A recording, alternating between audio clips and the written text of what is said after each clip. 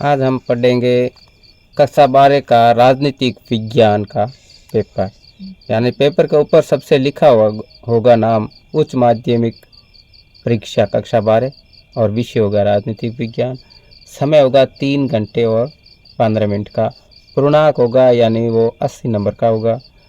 परीक्षार्थियों के लिए सामान्य निर्देश क्या होंगे?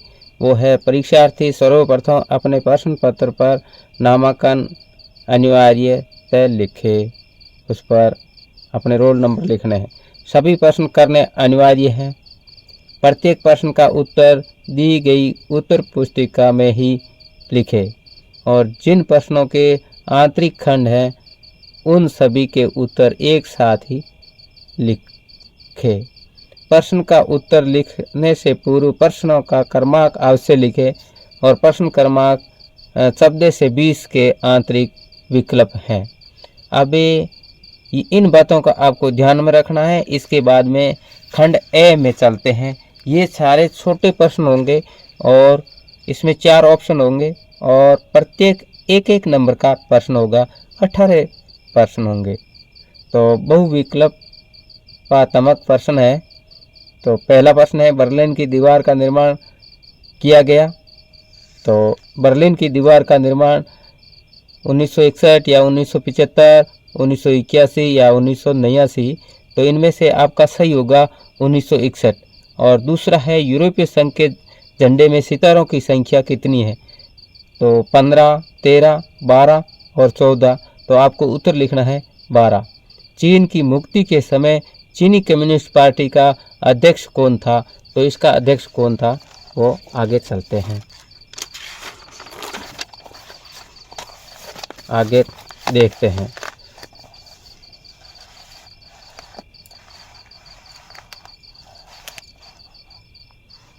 तो यहाँ से लेते हैं इसका। तो इसका अध्यक्ष था चाउ उन लाई और माओ और देंग सियाओपेंग और चीन पिंग। तो इसका उत्तर सही होगा माओ। फिर इसके बाद में निम्नलिखित में कौन देश आसियान का सदस्य नहीं है? तो इसका उत्तर होगा, पहला ए में है उत्तरी कोरिया, इंडोनेशिया, कंबोडिया और वियतनाम। तो इसका उत्तर सही है उत्तरी कोरिया। फिर इससे बाद में आगे वाला प्रश्न है कि 1971 में भारत पाक युद्ध के समय पाकिस्तान के शासन की बागडोर किसके हाथ में थी? तो इसमें 4 ऑप्शन है, अयूब खान, आहिया खान और जिया उल हक और परवेज मुशर्रफ। तो ये इसका उत्तर जो राइट है वो है अयूब खान। फिर संयुक्त राष्ट्र संघ के वर्तमान महासचिव कौन है? एंटोनियो गुटरेस और यू थांट और बान की मून डेंग हेमरशोल्ड। तो इसका उत्तर सही है एंटोनियो गुटरेस। और इसके बाद में है, सुरक्षा की पारस्परिक धारणा को कहा जाता है? मानवता की सुरक्षा है, सरकार की सुरक्षा है, केवल राज्य की सुरक्षा है या आंतरिक सुरक्षा है? तो इसका उत्तर होगा आंतरिक सुरक्षा। और इसके बाद में है, क्योटो प्रोटोकॉल सम्मेलन जिस देश में हुआ वह देश है? तो जापान, सिंगापुर, नेपाल और बाली। तो इसका उत्तर होगा यानी जापान। निम्न में कौन सा वैश्वीकरण का कारक नहीं है? तो वैश्वीकरण का कारक किस देश के पारस्परिक वेशभूषा या प्रौद्योगिक या विश्वव्यापी पारस्परिक जुड़ाव या संचार के साधनों में तरक्की? तो इसका उत्तर होगा यानी संचार के साधनों की तरक्की। भारत का पहला भाग जहाँ सार्वभौम वयस्क मताधिकार के सिद्धांत को अपनाया कर चुनाव हुआ था, तो सबसे पहले जो राज्य था वो कौन था? तो केरल है, सिक्किम है, मणिपुर है, गुजरात है। तो इसमें सबसे उत्तर सही है से मणिपुर। फिर हमारा संविधान अंगीकृत किया गया था मतलब 15 अगस्त 1947 है। ए में और बे में है 26 जनवरी 1949 और से में है 21 जनवरी 1950 और दे में है 26 जनवरी 1950। तो इसका उत्तर होगा यानी 26 जनवरी 1950। योजना आयोग की स्थापना की गई थी, तो इसमें 1948 में, 1950 में, 1952 में और 1949 में, तो यहाँ होगा 1950 में। गुट निरपेक्ष आंदोलन के प्रणेता कौन थे? गुट निरपेक्ष किसने बनाया था? तो पंडित नेहरू ने, नासिर, मार्शल टिट्टो, उपरोक्त सभी। तो इन सब ने मिलकर बनाया था। इसका उपरोक्त सभी उत्तर है जो सही है, एकदम करेक्ट उत्तर है। ठीक है। गुट निरपेक्ष राष्ट्रों का पहला सम्मेलन कब और कहाँ हुआ था? बेलग्रेड 1961, काहिरा 1964 और बांडुंग मतलब 1955 और लुसाका 1970। तो इसका उत्तर होगा बेलग्रेड 1961। फिर है आगे वाला प्रश्न, भारत के निम्नलिखित राष्ट्रपतियों में से कौन भारत के ट्रेड यूनियन आंदोलन से संबंधित रहा? तो इसमें एन संजीव रेड्डी और वी गिरी और KR नारायण, डॉक्टर राधाकृष्णन। तो इसका उत्तर राइट होगा वी गिरी। और इसके बाद में कांग्रेस सिंडिकेट के अगवा कौन थे? तो इसका पहला ऑप्शन में SK पाटिल, के कामराज और N राजीव रेड्डी और अतुल्य घोष। तो इसमें है के कामराज। पंजाब और हरियाणा राज्य का निर्माण कब हुआ था? तो इसके 4 ऑप्शन है, 1950, 1956 और 1967 और 1897 में। तो इसका उत्तर होगा 1967। नई आर्थिक नीति को अपनाते समय भारत के वित्त मंत्री कौन थे? तो उत्तर होगा P चिदंबरम या नरसिम्हा राव या मनमोहन सिंह और सीताराम केसरी। तो इसका उत्तर होगा मनमोहन सिंह। मनमोहन सिंह। मनमोहन सिंह।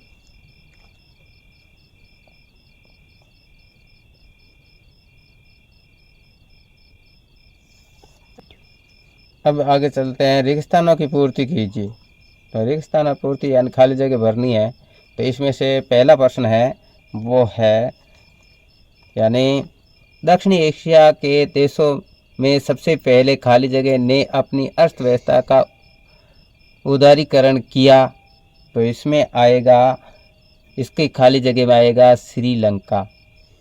श्रीलंका यानी मैं इसमें दोबारा बोलूँगा तो बोलने से आपका समय ज़्यादा हो जाएगा, इसलिए मैं एक बार बोलता हूँ। यानी दक्षिणी एशिया के देशों में सबसे पहले खाली जगह ने अपनी अर्थव्यवस्था का उदारीकरण किया। तो इसका खाली जगह में आएगा यानी श्रीलंका।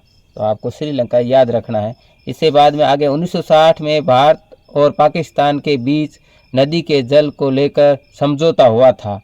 तो उस समय समझौता हुआ था, उसका नाम क्या था? तो सिंधु नदी, उसका नाम था सिंधु नदी। और इसके बाद में सुरक्षा की खाली जगह धारणा को मानवता की सुरक्षा कहा जाता है। तो इसमें आएगा पारंपरिक। पारंपरिक सुरक्षा की पारंपरिक धारणा को मानवता की सुरक्षा कहा जाता है। ठीक है। और इसके बाद में है 2003 के खाली जगह में नवीकरणीय ऊर्जा के उपयोग को बढ़ावा दिया जाता है। तो 2003 के खाली जगह में क्या आएगा? तो इसमें आएगा बिजली अधिनियम। बिजली अधिनियम में नवीकरणीय ऊर्जा के उपभोग को बढ़ावा दिया गया।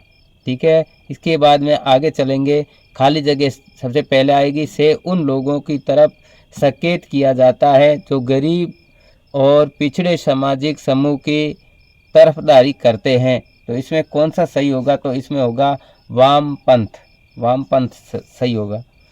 और इसके बाद में 5 अगस्त 2019 को जम्मू और कश्मीर पुनर्गठन अधिनियम 2019 द्वारा अनुच्छेद को समाप्त कर दिया गया। तो इसमें कौन सा आएगा? तो इसमें आएगी अनुच्छेद 370 की धारा। तो इसके बाद में आगे वाला प्रश्न है कि सोवियत संघ के इतिहास की सबसे बड़ी गराज सेल कौन सी थी? सोवियत संघ की सबसे बड़ी मतलब गराज सेल कौन सी थी? तो पूर्व सोवियत संघ के सार्वजनिक क्षेत्र के उद्योगों को अनाप शनाप कीमतों पर निजी कंपनियों के बेचने को उसे इतिहास की सबसे बड़ी गराज सेल कहा जाता है। इसके बाद में है साफ्टा में क्या वायदा किया गया है। साफ्टा में क्या वादा किया गया है, तो हम इसका उत्तर बताते हैं आपको। साफ्टा में क्या वादा किया गया था, तो इसका उत्तर होगा साफ्टा में पूरे दक्षिणी एशिया के लिए मुक्त व्यापार क्षेत्र बनाने का वादा किया गया। और इसके बाद में है व्यापकता अर्थ में मानवता की रक्षा से क्या आशय है, तो इसका उत्तर होगा व्यापकता अर्थ में मानवता की रक्षा से आशय अभाव से मुक्ति और भय से मुक्ति है। और इससे बाद में विश्व जलवायु के संदर्भ में अंटार्कटिक महाद्वीप की क्या उपयोगिता है, तो इसका उत्तर होगा विश्व जलवायु का संतुलन करना। और इसके बाद में है वैश्वीकरण की नीति को सबसे महत्वपूर्ण संसाधन कौन सा है, तो इसका उत्तर है प्रौद्योगिकी। प्रौद्योगिकी। बॉम्बे प्लान क्या है? बॉम्बे प्लान 1944 में बॉम्बे में भारतीय उद्योगपतियों द्वारा नियोजित अर्थव्यवस्था का जो प्रस्ताव तैयार किया गया उसे बॉम्बे प्लान कहा जाता है। तो इससे आगे है हम चलते हैं, तो आगे वाला प्रश्न देखेंगे। तो आगे वाला है प्रश्न, यानी ताशकंद समझौता कब और किसके मध्य हुआ? ताशकंद समझौता। ताशकंद समझौता। ताशकंद समझौता कब और किसके मध्य हुआ? तो ताशकंद समझौता 1967 में भारत और पाकिस्तान के मध्य हुआ, ये याद रखना। ताशकंद समझौता कब और किसके मध्य हुआ? तो 1967 में भारत और पाकिस्तान के मध्य हुआ। जय जवान जय किसान का नारा किसने दिया था? तो ये नारा दिया था लाल बहादुर शास्त्री जी ने, जय जवान जय किसान। और भारतीय भूभाग में किस क्षेत्र को 7 बहनों के नाम से जाना जाता है? वह इन राज्यों के नाम बताइए। तो इसका नाम है पूर्व भारत के 7 राज्यों एवं इन राज्यों के नाम असम, नागालैंड, मेघालय, मिजोरम, अरुणाचल प्रदेश और त्रिपुरा और मणिपुर, ये 7 है। तो इनका नाम याद रखना है। इसके बाद में आगे वाला प्रश्न है मंडल मुद्दों से क्या अभिप्राय है? तो इसका उत्तर है अन्य पिछड़े वर्ग को मिले आरक्षण के समर्थक और विरोधियों के बीच चले विवाद को मंडल मुद्दा कहा गया है। इसका उत्तर है ये। और इसके बाद में है भारतीय दलीय व्यवस्था की 2 विशेषताएं बताइए। भारतीय दलीय व्यवस्था की 2 विशेषता बतानी है, तो इसमें आएगा बहुदलीय व्यवस्था है ही, एक शासन सत्ता को मर्यादित करना। एक तो बहुदलीय व्यवस्था, एक शासन सत्ता को मर्यादित करना, ये 2 विशेषता है। अभी खंड ब है। खंड ब में है लघुतरात्मक प्रश्न, उत्तर सीमा लगभग 50 शब्दों में लिखनी है। सार्क की स्थापना के क्या उद्देश्य थे? सार्क के स्थापना के, तो दक्षिणी एशिया के लोगों के कल्याण करने की कामना तथा उनके जीवन स्तर को सुधारना। जीवन स्तर को सुधारना। दूसरी है दक्षिणी एशिया के देशों को सामूहिक आत्मविश्वास और आत्मनिर्भरता पैदा करना और उनके बढ़ावा देना।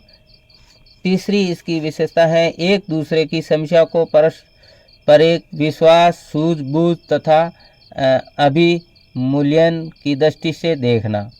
और 5वीं है सुरक्षा परिषद के 5 स्थायी सदस्यों को वीटो का अधिकार इसलिए दिया गया क्योंकि यह देश द्वितीय विश्व युद्ध के विजेता थे और राजनीतिक मामलों में इनकी सहमता सर्वाधिक महत्वपूर्ण है। हमारी दृष्टि से बुनियादी तौर पर किसी सरकार के पास युद्ध की स्थिति में 3 विकल्प ही हो सकते हैं। इनमें प्रमुख विकल्प ये है। तो इसका ये जो सुरक्षा परिषद का प्रश्न है, सुरक्षा परिषद के 5 स्थायी सदस्यों को वीटो का अधिकार क्यों दिया गया?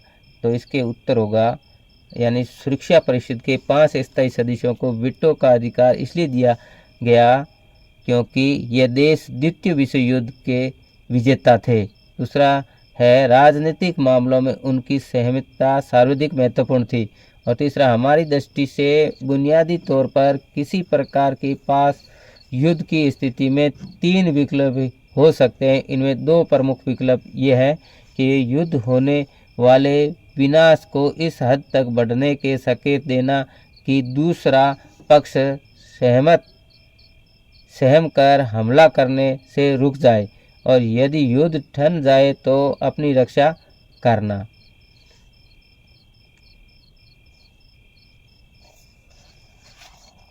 इसे आगे चलते हैं। तो आगे का प्रश्न है, बुनियादी तौर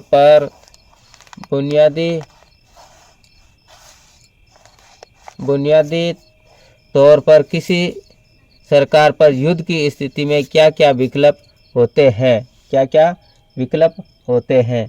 तो इसका क्या विकल्प है? छठे का उत्तर है, हमारी दृष्टि से बुनियादी तौर पर किसी सरकार के पास युद्ध की स्थिति में 3 विकल्प हो सकते हैं। इनमें से 2 प्रमुख विकल्प हैं।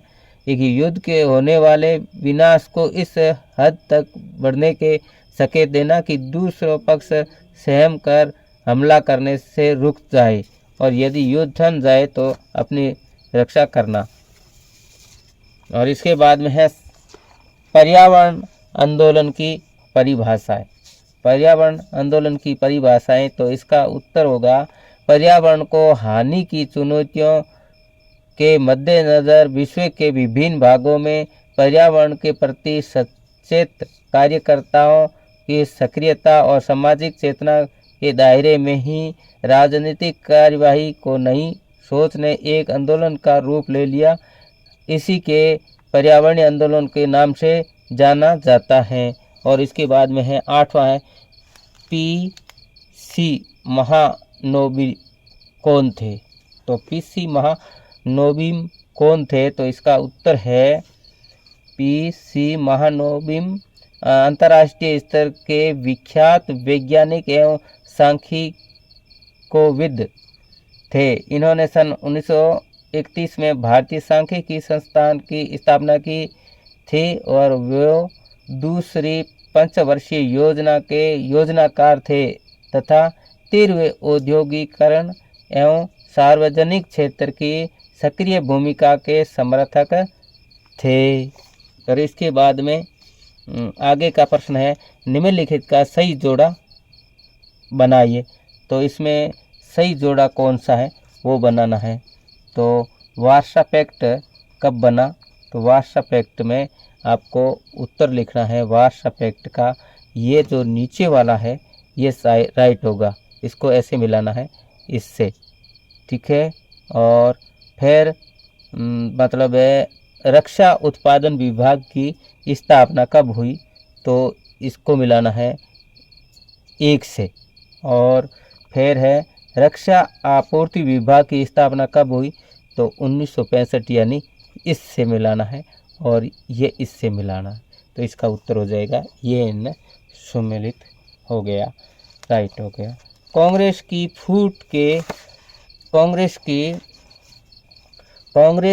फूट के पश्चात कौन से 2 राजनीतिक दल उभरे? तो इसका उत्तर है 1969 में कांग्रेस विभाजन के पश्चात 2 राजनीतिक दल सामने आए। उनके नाम कांग्रेस आर और दूसरे का नाम है कांग्रेस ओ। वे कांग्रेस आर का नेतृत्व श्रीमती गांधी कर रही थी, और वहीं कांग्रेस ओ का नेतृत्व सिंडिकेट कर रहा था, जिससे अध्यक्ष निजलिंगपा थे। तो इससे आगे चलते हैं। 11वां प्रश्न है वो आप देखें कि 1977 में चुनाव में जनता पार्टी की जीत के कोई 2 कारण लिखिए। तो जनता पार्टी के जीत के 2 कारण है। एक, इंदिरा गांधी की घटित लोकप्रियता। पहला यानी इंदिरा गांधी की घटित लोकप्रियता श्रीमती गांधी द्वारा की गई आपातकालीन की घोषणा से उनके लोकप्रियता घट गई थी। इससे कांग्रेस की हार हुई। तो 1970 में कांग्रेस की हार या भारतीय जनता पार्टी के विजय के कारण एक तो ये था, दूसरा था जयप्रकाश नारायण का व्यक्तित्व। जयप्रकाश नारायण इस दौर के सबसे करिश्माई व्यक्ति थे। उन्हें अपार जन समर्थन प्राप्त था। जनता पार्टी को जीताने में उसकी महत्वपूर्ण योगदान रहा। तो अभी 12वां चलते हैं। 12वां प्रश्न है, भारत में अलगाववाद के 2 उदाहरण दीजिए। अलगाववाद के 2 उदाहरण है, तो उदाहरण इसके हो गए। भारत में अलगाववाद के 2 प्रमुख उदाहरण निम्नलिखित है। 1960 ई में डीएमके तथा अन्य तमिली दलों ने तमिलनाडु को भारत से अलग करवाने का आंदोलन किया, अलग करने का आंदोलन किया। और दूसरा कारण है, असम में मिजो हिल के लिए जिले के लोगों ने भारत से अलग होने की मांग की और इसे पूरा करवाने के लिए उन्होंने मिजो फ्रंट की स्थापना की। तो इनके 2 कारण थे। अभी इसके बाद में है, इंदिरा साहनी केस के बारे में आप क्या जानते हैं। इंदिरा साहनी केस के बारे में आप क्या जानते हैं, तो इसका उत्तर है 1990 के अगस्त में राष्ट्रीय मोर्चा की सरकार द्वारा मंडल आयोग की सिफारिश में से एक को लागू करने के फैसलों का उत्तर भारत के कई शहरों में हिंसक विरोध हुआ। इसी फैसले को सर्वोच्च न्यायालय में भी चुनौती दी गई और यह प्रकरण इंदिरा साहनी केस के नाम से जाना जाता है, क्योंकि सरकार के फैसले के खिलाफ अदालत में जिन लोगों ने अर्जी दायर की थी उनके एक नाम इंदिरा साहनी का भी था। तो ये इंदिरा साहनी केस के बारे में आप जान गए होंगे। और इसके बाद में है, यह दीर्घ उत्तरीय प्रश्न, उत्तर सीमा लगभग 100 शब्दों में लिखनी है। तो प्यारे बच्चों, जो इसका उत्तर बताते हैं हम, तो ये उत्तर थोड़ा बड़ा है, इसलिए बताने में थोड़ा समय लगेगा, लेकिन आप आराम से पढ़ना, इसको समझना, इनमें से प्रश्न बहुत आएंगे। तो यह हो गया। अभी यूरोपीय संघ ने अपना राजनीतिक तथा कूटनीतिक प्रभाव किस प्रकार क्रियान्वित किया। माओ युग के पश्चात चीन ने अपनाई गई नई आर्थिक नीति, उसके कारण तथा परिणाम को स्पष्ट कीजिए। तो ये दोनों प्रश्नों के बीच में अथवा है, तो हम इसका उत्तर बताते हैं।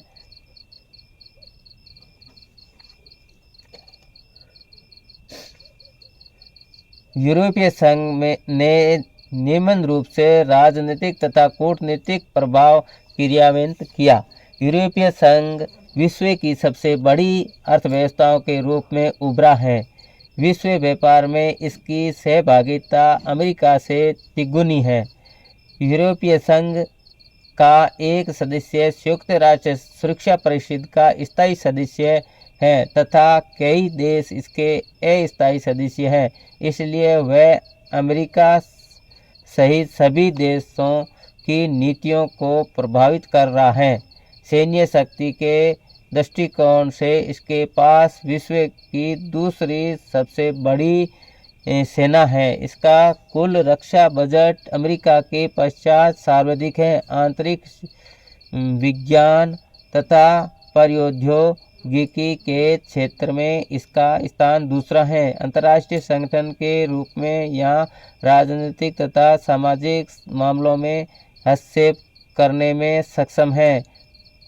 फिर दूसरा जो अथवा वाले का है, उसका उत्तर है, माओ युग के पश्चात चीन की नई आर्थिक नीति अमेरिका से संबंध बढ़ाना, कृषि उद्योग, सेना तथा प्रौद्योगिकी के क्षेत्र में आधुनिकीकरण का रास्ता अपनाना और आर्थिक सुधारों की खुले द्वार के नीति अपनाना और खेती तथा उद्योगों का निजीकरण।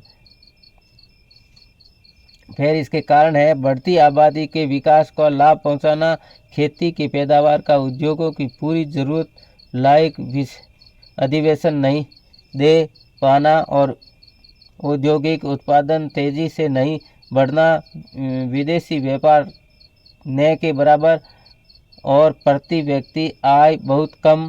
फिर परिणाम है कृषि उत्पादक तथा ग्रामीण आय में उल्लेखनीय बढ़ोतरी। फिर उद्योगों और कृषि दोनों क्षेत्रों में तेज वृद्धि दर। विदेशी व्यापार में उल्लेखनीय वृद्धि। अब चीन पूरे विश्व में प्रत्यक्ष विदेश निवेश के लिए सबसे आकर्षक देश बनकर उभरा है। बेरोजगार, भ्रष्टाचार तथा गरीबी, अमीरों की खाई भी बढ़ी। और इसके बाद में आगे चलते हैं। आगे का प्रश्न है जो 15वां प्रश्न है। 15वां प्रश्न है जो का नाम है 1997 के बाद के मामलों में सुरक्षा परिषद में स्थायी और अस्थायी सदस्य हेतु नई मानदंड 1997 के बाद के सालों में सुरक्षा परिषद की स्थायी और अस्थायी सदस्यता हेतु नए मानदंड सुझाए गए, उनकी संक्षेप में व्याख्या कीजिए। या तो यह कर लो, यह नहीं करते। दूसरा, संयुक्त राष्ट्र संघ के उद्देश्यों का वर्णन कीजिए। तो हम इसका उत्तर बताते हैं 15वें का कि 1997 के बाद सालों में सुरक्षा परिषद के स्थायी और अस्थायी सदस्यों हेतु नए मापदंड सुझाए गए हैं। इन सुझावों के अनुसार नए सदस्यों को फिर के बड़ी आर्थिक ताकत होना चाहिए, फिर बड़ी सैन्य ताकत होना चाहिए, फिर संयुक्त राष्ट्र संघ के बजट में ऐसे देशों का योगदान ज़्यादा होना चाहिए, फिर आबादी के लिहाज से वह राष्ट्र बड़ा होना चाहिए, फिर वह देश लोकतंत्र और मानवाधिकार का सम्मान करता हो, फिर इसके बाद में वह देश ऐसा हो जो अपने भूगोल, अर्थव्यवस्था और संस्कृति के लिहाज से विश्व का विविधता से नुमाइंदगी करता हो। संयुक्त राष्ट्र सुरक्षा परिषद के स्थायी सदस्यों की निषेधाधिकार शक्ति को समाप्त किए जाने संबंधी मुद्दा भी उठाया गया, लेकिन इस पर कोई सर्वसम्मत राय नहीं बन पाई। अथवा के बाद में दूसरे का उत्तर है संयुक्त राष्ट्र संघ के उद्देश्य। संयुक्त राष्ट्र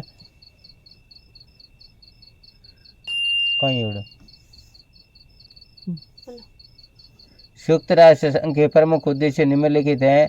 अंतर्राष्ट्रीय शांति और सुरक्षा बनाए रखना, सभी राष्ट्रों के बीच लोगों के समान अधिकार में स्वतंत्रता के सिद्धांत पर आधारित मैत्रीपूर्ण संबंधों पर विकास करना और विश्व शांति को सुदृढ़ बनाने के लिए उचित उपाय करना, सामाजिक, आर्थिक, सांस्कृतिक और मानवीय उद्देश्यों में अंतर्राष्ट्रीय सहयोग को प्रोत्साहित व मजबूत करना तथा सबके लिए मानवाधिकार और मौलिक स्वतंत्रताओं के सम्मान को बढ़ावा और प्रोत्साहन देना।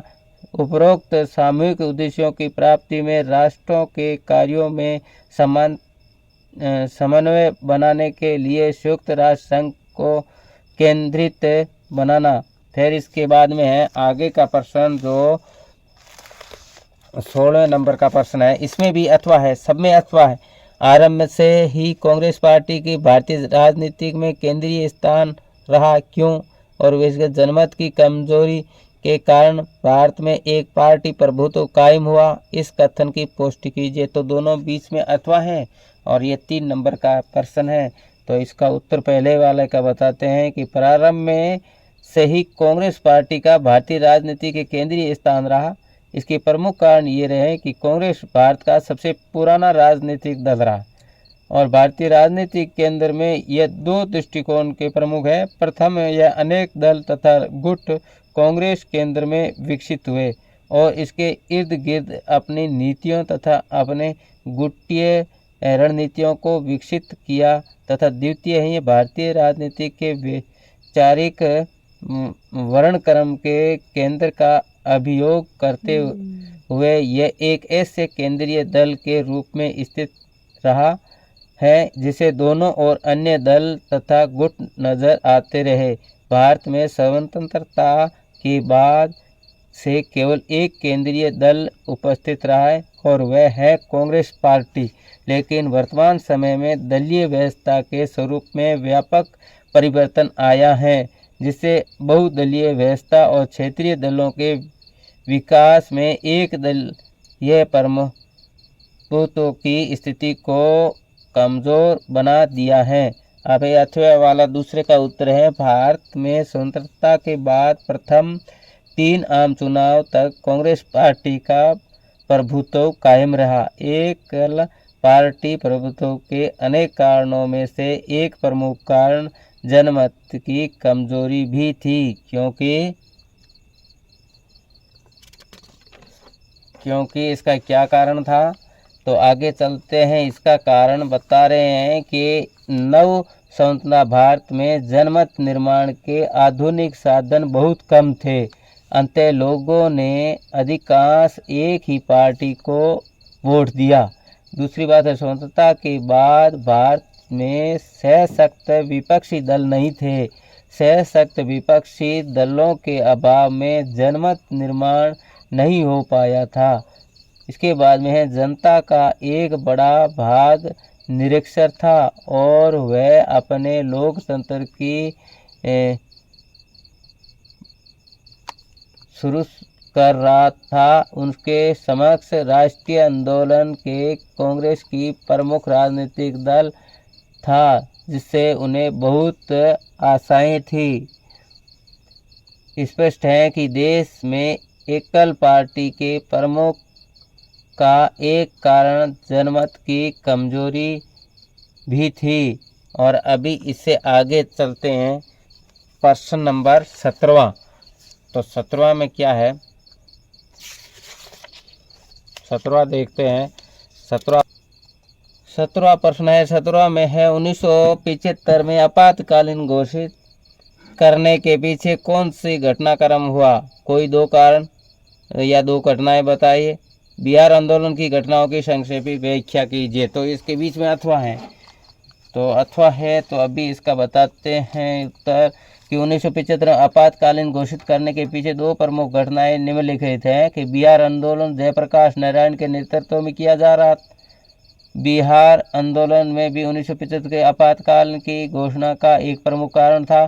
दूसरी, श्रीमती इंदिरा गांधी के चुनाव की अवैध घोषित करना 1975 के आपातकाल का एक अन्य महत्वपूर्ण कारण इलाहाबाद उच्च न्यायालय द्वारा उनके निर्वाचन को अवैधानिक घोषित कर देना था। इसके बाद विपक्षी दल श्रीमती गांधी को त्याग पत्र की मांग करने लगे।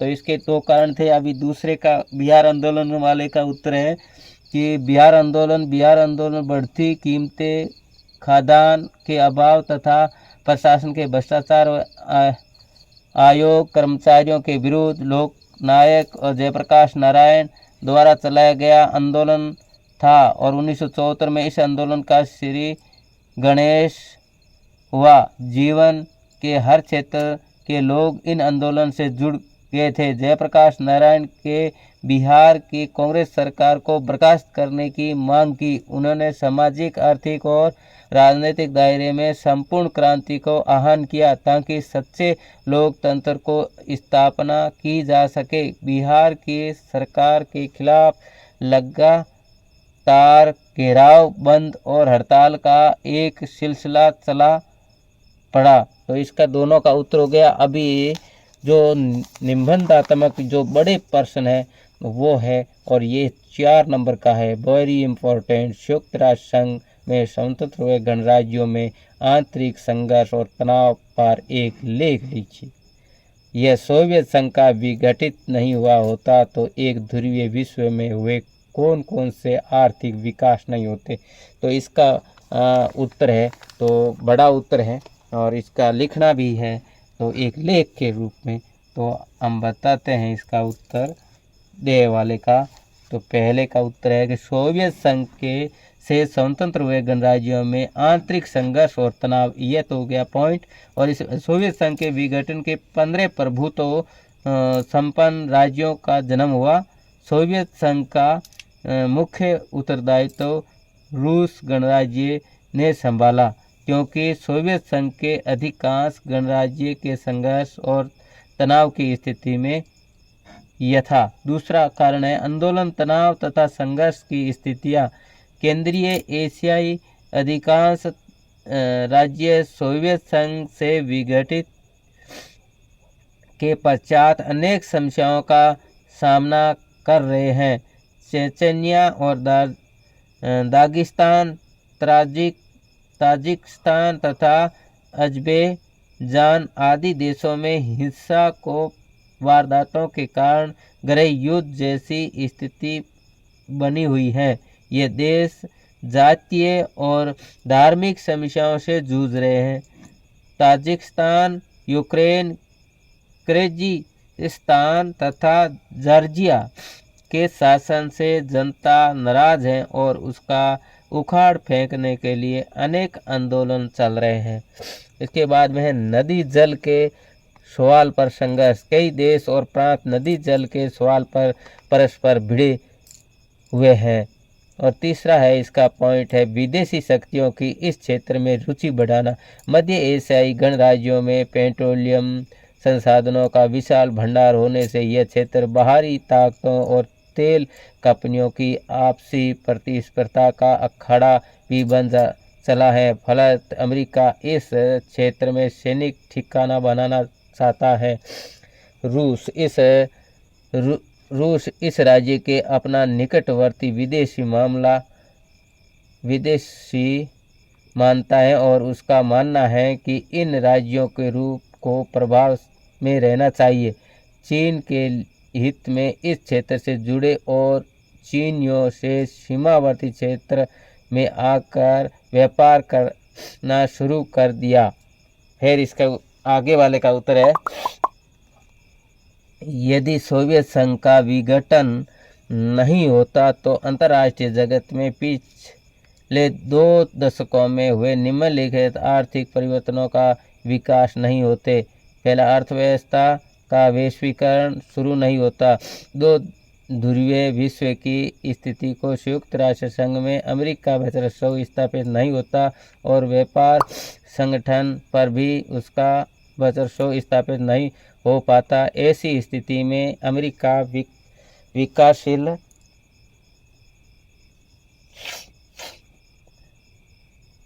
देशों के उदारीकरण की नीति अपनाने के लिए मजबूर नहीं कर पाता तथा इन देशों में व्यापार नियंत्रण, कोटा प्रणाली और लाइसेंस नीति चलती रहती तो मुक्त व्यापार जैसी स्थितियां नहीं आती।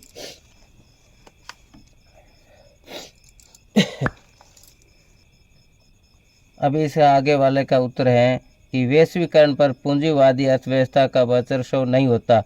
यदि सोवियत संघ का विघटन नहीं हुआ होता तो पूंजीवादी अर्थव्यवस्था सीमा का अतिक्रमण करने वाली छलांग नहीं लगा पाती और क्योंकि साम्यवाद अर्थव्यवस्था उसके मांग को अवरुद्ध कर देती है और न ही संयुक्त राष्ट्र संघ के विश्व बैंक और अंतर्राष्ट्रीय मुद्रा कोष जैसे संगठन अनेक देशों से शक्तिपूर्वक अपनी बात मनवा पाते।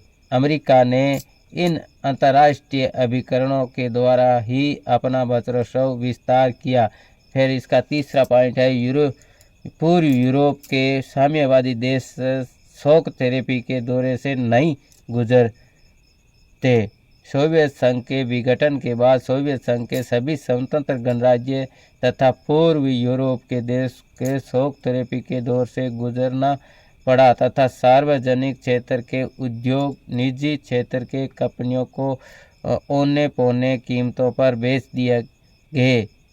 यदि सोवियत संघ का विघटन नहीं होता तो ये देश शॉक थेरेपी के दौर से नहीं गुजरते।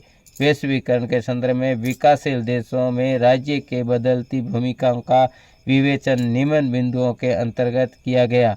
वैश्वीकरण के युग में प्रत्येक विकासशील देश को इस प्रकार की विदेश एवं आर्थिक नीति का निर्माण करना पड़ा जिससे कि दूसरे देशों से अच्छे संबंध बनाए जा सके।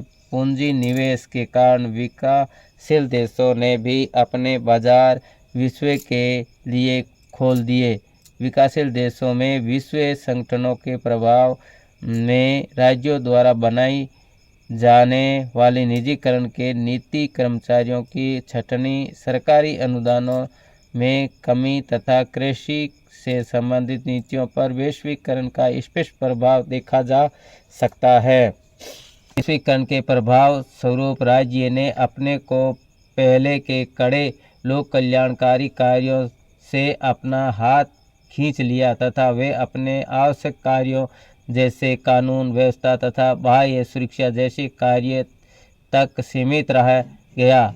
विकासशील देशों में बहुराष्ट्रीय निगमों को कारण सरकार की अपने दम पर फैसला करने की क्षमता में कमी आई। वैश्वीकरण के फलस्वरूप कुछ मायनों ने राज्य की ताकत का इजाफा में हुआ। आज राज्यों के पास अत्यधिक औद्योगिक मौजूद है, जिसे बल पर राज्य अपने नागरिकों के बारे में सूचनाएं जुटा सकते हैं। आलोचना है इस पर उत्तर की है। विकासशील देशों में आज भी निर्धनता, निम्न जीवन स्तर, अशिक्षा, बेरोजगारी, कुपोषण विद्यमान है। इसलिए राज्य द्वारा सामाजिक सुरक्षा और कल्याणकारी कार्य करने की महती आवश्यकता है। लेकिन वैश्वीकरण के चलते राज्य ने इन कार्यों से अपना हाथ खींच लिया है। इसलिए अनेक संगठनों व विचारकों द्वारा वैश्वीकरण की आलोचना की जा रही है। फिर अथवा वाले का उत्तर है आगे का। वैश्वीकरण के सकारात्मक प्रभाव। वैश्वीकरण के सकारात्मक प्रभाव निम्नलिखित तरह दिए गए हैं। वैश्वीकरण में लोगों को विश्वव्यापी पारस्परिक जुड़ाव बढ़ा है। वैश्वीकरण के कारण पूंजी की गतिशीलता बढ़ी है, इसलिए प्रत्येक विदेशी पूंजी निवेश बढ़ा है तथा विकासशील देशों के अंतर्राष्ट्रीय मुद्रा कोष और विश्व बैंक जैसी संस्थाओं पर निर्भरता कम हुई है। वैश्वीकरण की प्रक्रिया द्वारा विकासशील देशों को उन्नत तकनीक का लाभ मिल रहा है। वैश्वीकरण ने विश्वव्यापी सूचना क्रांति जन्म दिया है। इसे सामाजिक गतिशील बढ़ी है। वैश्वीकरण के कारण रोजगार। तो अभी चलते हैं इससे आगे का प्रश्न। आगे का प्रश्न में यह है, तो ये नक्शा है, तो नक्शे के अंदर आपको भरना है पश्चिम बंगाल। तो पश्चिम बंगाल कहाँ पे होगा? तो ये नक्शे में तो सबसे शुरुआत में दिया हुआ नहीं यहाँ, तो यहाँ पर लिखना है आपको पश्चिम बंगाल। और इसके बाद में है मद्रास, तो मद्रास यहाँ लिखना है, इस साइड में ये दिख रहा है, यहाँ मद्रास लिखना है। और मद्रास के बाद में है झारखंड, तो झारखंड को आपको लिखना है, यानी झारखंड लिखना है शुरुआत से ही। झारखंड लिखना है सबसे ऊपर, यहाँ झारखंड लिखना है। और झारखंड के बाद में यहाँ त्रिपुरा लिखना है, यहाँ पे त्रिपुरा भरना है। बस ये है, ये इसका ध्यान रखना है। झारखंड, यहाँ त्रिपुरा, और ये पश्चिम बंगाल, और ये मद्रास। ये 4 भरोगे तो 4 नंबर का आ जाएगा। इसी के साथ आज का जो ये लेसन है वे पूरा हो गया है। आई होप, मैं आशा करता हूँ कि आपके समझ में आया होगा। समझ में आया है तो हमारा YouTube channel RLB network Panchu को सब्सक्राइब कर लीजिए और अपने दोस्तों के साथ शेयर करें। इसी के साथ जय हिंद, जय भारत।